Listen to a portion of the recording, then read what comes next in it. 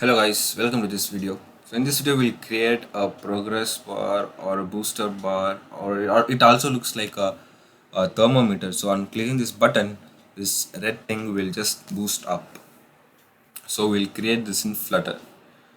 So we'll open our editor and the first thing is we'll import our material package.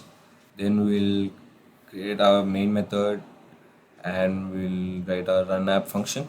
Inside that we'll give a class name my app, and now we'll create a stateless widget my app.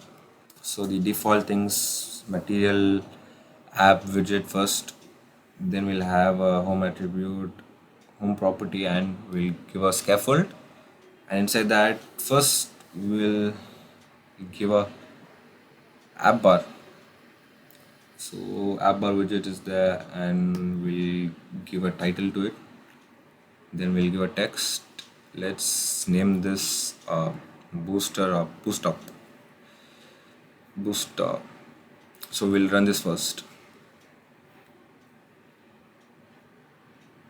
So that gives me an error, so we'll have to place a semicolon in the import and we'll run it again.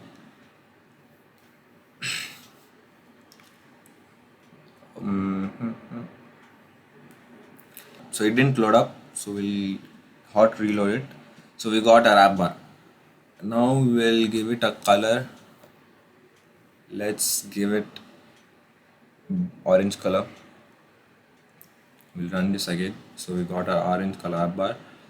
Now we'll create a body function, body property, and inside that we'll have to place the elements in the center. So we'll give a center widget and child will contain a, a column because we'll have two widgets there.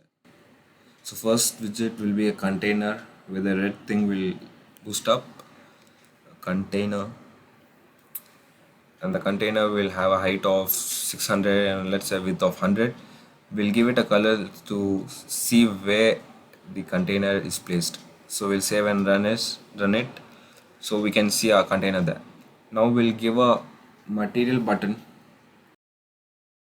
and on pressed we'll give an empty function like that, and we'll have a child that will contain our text inside a text widget. So we'll name it boost up. Then we have let's give it a color, so let's give it blue, colors dot blue. Yeah, so we'll run it, we got the output there. Now we'll give it a width, min width, and we'll give a 50 value. Let's give 500, that's too large. Let's give 200, that looks perfect. Now we'll give it a shape called stadium border that will give us oval like shape, and we'll increase the height. Let's give it 50. We'll run it, so that looks pretty neat. We'll change the color to orange now because to match the app bar, so that looks good.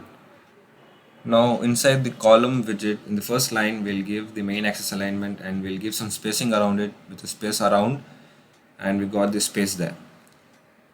Then on clicking this button we'll have to do some changes, right? So first, inside the container we'll give a child and we'll add a stack widget there. We can In a stack widget you can give multiple widgets inside it, and each widgets will be placed on top of one another. Unlike column, this will be placed literally on top of one another. So we'll see that now. We'll give a container that will be the first element in the base, and we'll give a decoration at property to it. We'll give a box decoration widget. We'll give a border to it. So first we'll cut this and we'll have to add a children syntax there, and inside that we'll paste it. Now we'll write border dot all, that will give us border in all the sides. So we will give a width of 10, and let's run this. We'll comment it out the color and we'll run the code. So we got the border there, and now we'll give a color to this border, color dot RGBA. We'll give the value, this will give me a light gray color. So we got the output there. Now we'll make this border little rounded, so we'll give a border radius dot circular and we'll give a value of 50, so that will give a rounded border for us.